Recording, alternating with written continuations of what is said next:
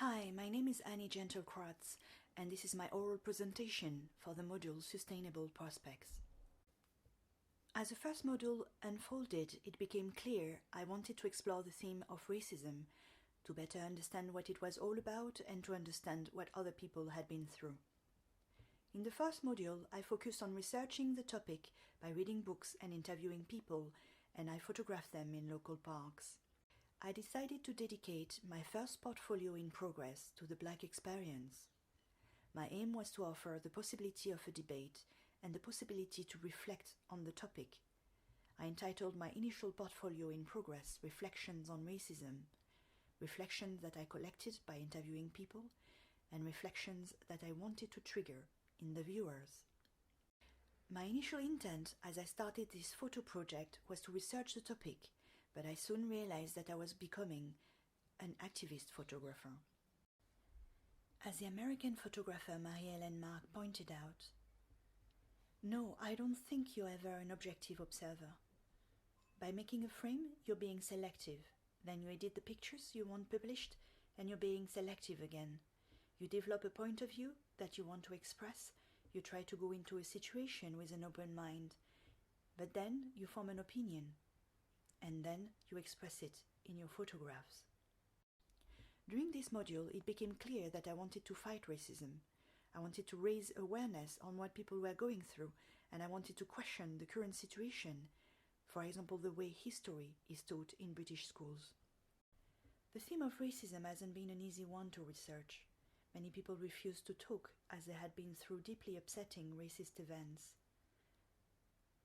It also took an emotional toll on me, as I had to read about deeply unfair situations, unfair death, injustice, mutilations, or racially motivated abuse.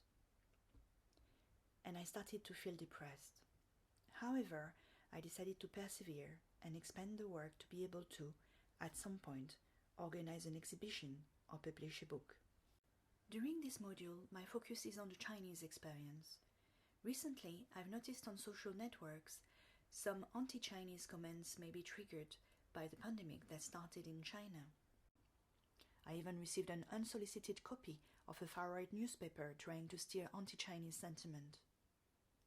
I realized there was actually a word, xenophobia, to describe the dislike for Chinese people and products made in China.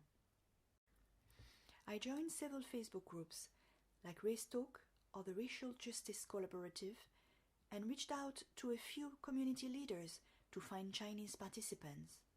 I posted advertisements on social networks and I personally contacted all the people I knew of Chinese descent. This term I kept on reading and researching the history of racial segregations, and I'm also looking for and gathering all materials that could be relevant. The first photographer whose works and ethics inspire me is Sebastião Salgado. Like him, I do shoot mainly in black and white, and I'm interested in developing long-term projects. Like him, I do feel emotional distress when confronted with injustice or cruelty, and would love to use these emotions as a catalyst for change. In his book, From My Land to the Planet, he said, "I had never imagined that man could be part of a species capable of such cruelty to its own members, and I couldn't accept it. I was depressed and was sinking into a deeply pessimistic state of mind. I was equally despairing about how economic, social, and political upheavals had altered the planet, the felled trees, the ruined landscapes, the destruction of entire ecosystems. So I dreamt of setting up a project that would denounce pollution and the destruction of the forest." Sebastião Salgado then started an ambitious and successful project in his homeland to restore the initial ecosystem. Another photographer I follow is Leia Abril. She's a Spanish photographer and she initially trained as a journalist. She tackles complex and challenging topics like abortion, rape, or bulimia, and organizes her current multi-layered work in chapters. In her exhibitions and books, she presents a wide range of photos, but also transcripts of conversations, posters, and whatever can be relevant to the topic. Although I focused this term on the Chinese experience, I'm still expanding the general underlying work, reading, photographing, and collecting everything that could, at some point, be relevant. She gets me to think on what to present and how to present it for maximum impact. However, her work is blunt and I would prefer a slightly softer approach. As Michelle Baucre said in her book Photography as Activism, an activist photograph can be subtle and persuasive, or it can be confrontational. I do feel confrontation is sometimes counterproductive, as it can close the possibility of a debate. A subtle approach could be much better in opening a conversation. Finally, this term, I have discovered the work by Shirin Neshat and her successful use of typography in her pictures. Shirin Neshat is an Iranian artist living in New York. She explores the notion of femininity in contrast with some restrictive religious aspects in Iran, her home country. Her approach is poetic and enables multiple interpretations. Although my use of typography is still quite limited, it is something that I would like to explore, develop, and, if possible, master. In the next modules, I would like to expand the work as much as possible, experiment with the design and various layouts to optimize the impact of the pictures, and include more typography and calligraphy.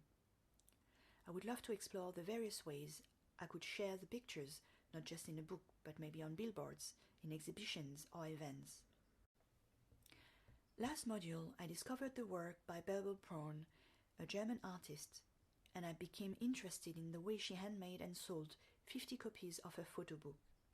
I'm going to attend book design courses and bookbinding classes to explore the possibility to unmake my own reflections on racism book.